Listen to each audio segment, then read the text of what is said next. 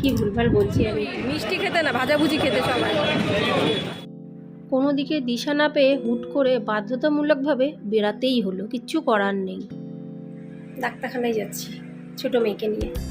সেই দাঁত আবার 2 দিন ধরে আবার ব্যথা করছে, ব্যথা না মনে হচ্ছে আমার কেমন একটা লাগছে দাঁতের জন্য, কি বসে বসে বসে বসে যাচ্ছে। আর তারপরে তো সেই যে একবার গেছিলাম তারপরে তো দাঁতের মানে ডাক্তারখানায় ওকে নিয়ে যাওয়াই হয়নি। ভেবেছিলাম ঠিক হয়ে গেছে আর মনে যেতে লাগবে না, কিন্তু যেতে তো হবেই। রেডি হয়ে গেছে, এখন বিকেল বাজে। ওই কী ভুলভাল বলছি আমি।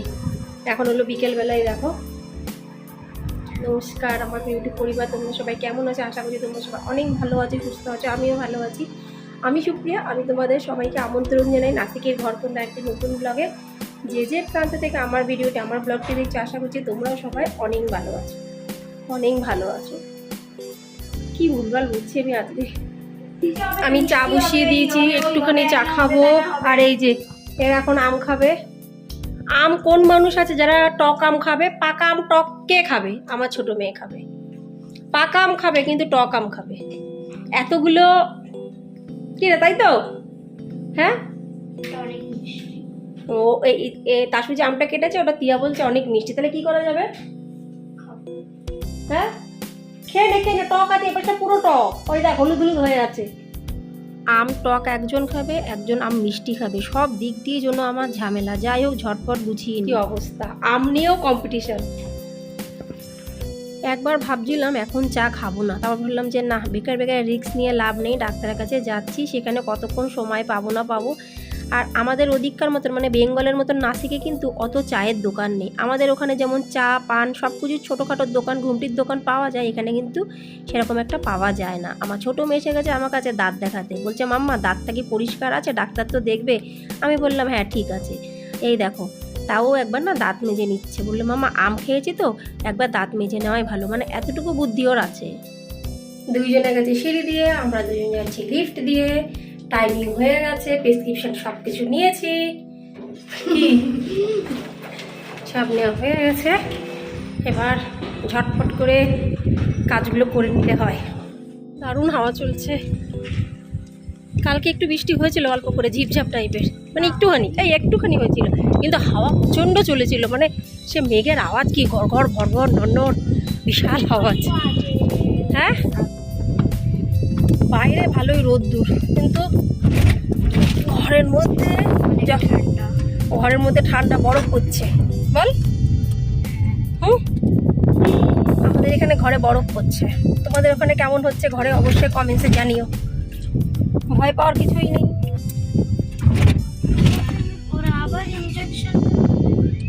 ইঞ্জেকশন কেন লাগাবে রে বোকা? লাস্ট টাইম তো পোকা বের করেছিল, আজকে থোড়ি না পোকা বের করবে। এত পরিমাণে হাওয়া দিচ্ছে, তার সাথে সাথে মেঘ গুড়গুড় করে ডাকছে, কিন্তু আকাশ দেখো বেশ পরিষ্কার। খুব বাজেভাবে এখানে গাড়ি পার্কিং করেছে, একদম বাজেভাবে, মানে গাড়ি রাখারই জায়গা নেই। দেখতে পাচ্ছ পুরো ভরা, মানে এমন জায়গা ভাবে রেখেছে, একটু গ্যাপ রেখেছে। নাসিকের রাস্তার খুবই খারাপ অবস্থা, পুরো নাসিক জুড়ে এখন রাস্তার কাজ হচ্ছে, মানে বলার মতন না। আমাদেরই সুবিধার জন্যই হচ্ছে, কিন্তু এটা যে কবে শেষ হবে জানি না। দেখো, যার জন্য এখান থেকে এইটুকুনে আসতে কতক্ষণ সময় লেগে গেল।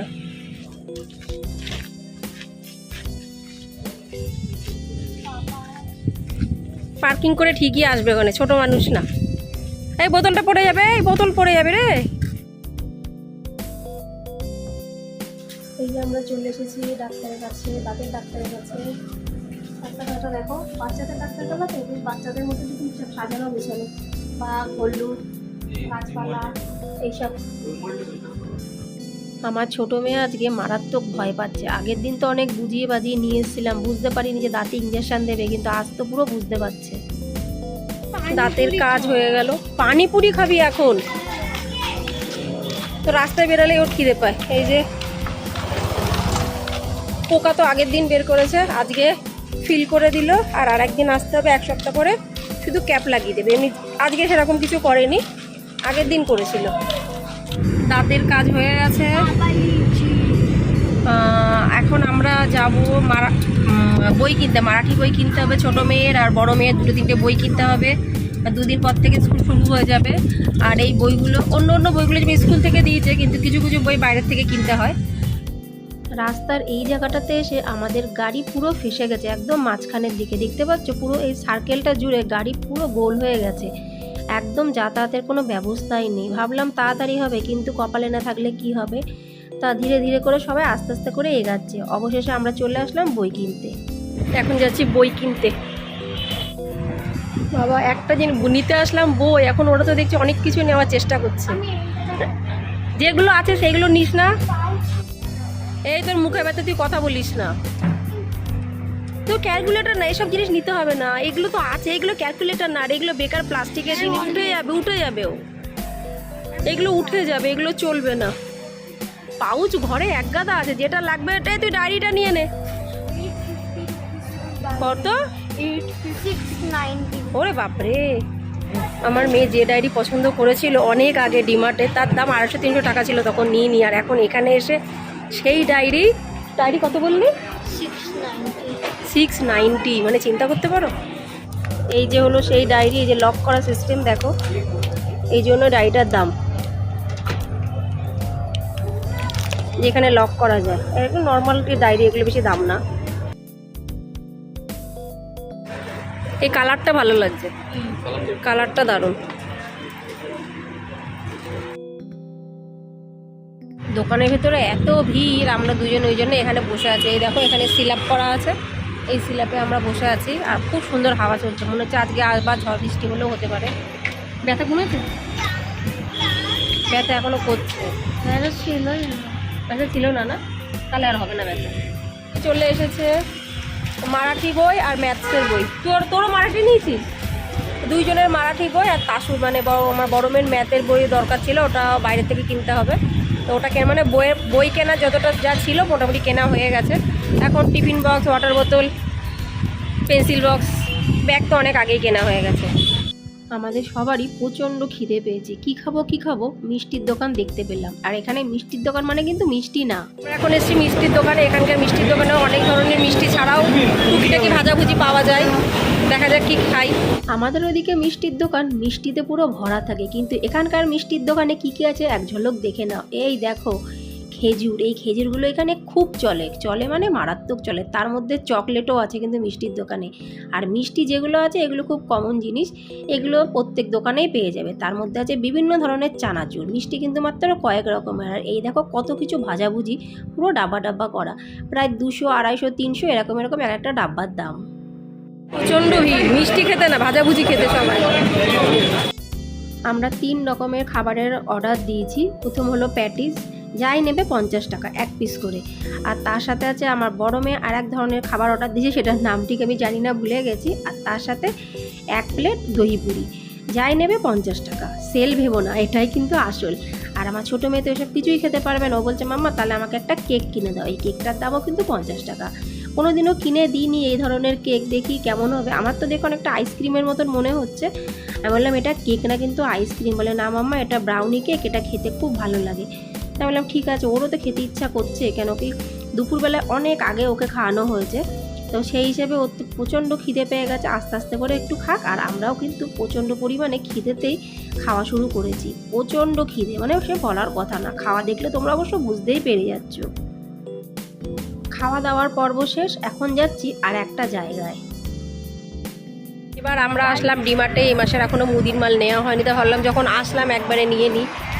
আর স্কুলও খুলতে বসেছে, তো এখানেও অনেক জিনিসপত্র প্রয়োজন হয় স্কুল খুললে। মেন কথা হলো টিফিন করতে গেলে প্রচুর খাবার দাবারের জিনিস লাগে। চলে আসলাম ডিমার্টে, প্রচুর ভিড়, মাসের প্রথম তো একটু কষ্ট হচ্ছে গো। ও কটা বুঝিয়ে নিয়ে এসেছি। কেন বলো তো, ও কটা জিনিস নেবে, তো ও বলছিল যে প্রথমে বলছিল যাবো না, তাই বললাম থাক মাম্মা চলো একেবারে নিয়ে নিই। এখানে এসে সবার আগে আসলাম এই যে এই খাবারের যে র্যাকগুলো আছে সেখানে। স্কুল খোলার সাথে সাথে টিফিন দিতে হয়, আর টিফিন কিন্তু 2 রকমের টিফিন লাগে, একটা শর্ট ব্রেক একটা লং ব্রেক। লং ব্রেকে তো রুটি পরোটা দেওয়া যায়, কিন্তু শর্ট ব্রেকে তো বাচ্চারা ওইসব খায় না, এই জন্য হালকা ফুলকা জিনিস নিচ্ছি। তারপরে এই টিফিন বক্সটা পছন্দ হলো, 4 বাটির টিফিন বক্স 99 টাকা দিয়ে।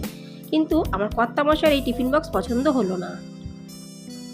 এই ফাঁকের দানে আমার যতগুলো যা মুদির মাল নেওয়ার আমি ঝপঝপ করে তুলে নিয়েছি। একা একাই নিয়েছি আজকে, কেন কি সবাই আমরা চারিদিকে ছড়িয়ে পড়েছি, যার যা জিনিস সেইগুলো প্রয়োজনীয় জিনিসগুলো আমরা কিন্তু ফটাফট তুলে নিয়েছি, ওতে সময়টা অনেকটা বেঁচে যায়। সাবধানে আসিস, মামা উঠিস না কিন্তু। এবার গ্রসারি বেশি নিয়ে নি, অনেক কাজ করে এসেছি, সে কখন বেরিয়েছি আর এখন বাজে প্রায় 10টা। হ্যাঁ, ওর টিফিন বক্সে চলে এসছে, এটা অনলাইনে দেওয়া হয়েছিল। তোর মোটে সবুজ সহ্য হচ্ছে না, বলছে মাম্মা আগে টিফিন বক্সটা দেখি আর দেখাই বন্ধুদের। আচ্ছা ঠিক আছে, দেখাবো, তোমরাও দেখে নাও। আস্তে আস্তে আস্তে আস্তে।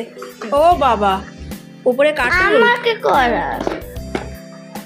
এই দেখো ও চোখ, এখানে একটা ডাব্বা, হ্যাঁ ওই আচার, দই, চিনি, আচ্ছা, দুটো চামচ, হ্যাঁ এখানে হ্যাঁ। কিছু রাখা যাবে। আচ্ছা, তারপর হ্যাঁ আবার নিচে আবার দুটো খাপ আছে আর এখানটাতে একটা খাপ হ্যাঁ। আছে। আর দেখি দেখি, এর মুখটা তো বেশ সুন্দর।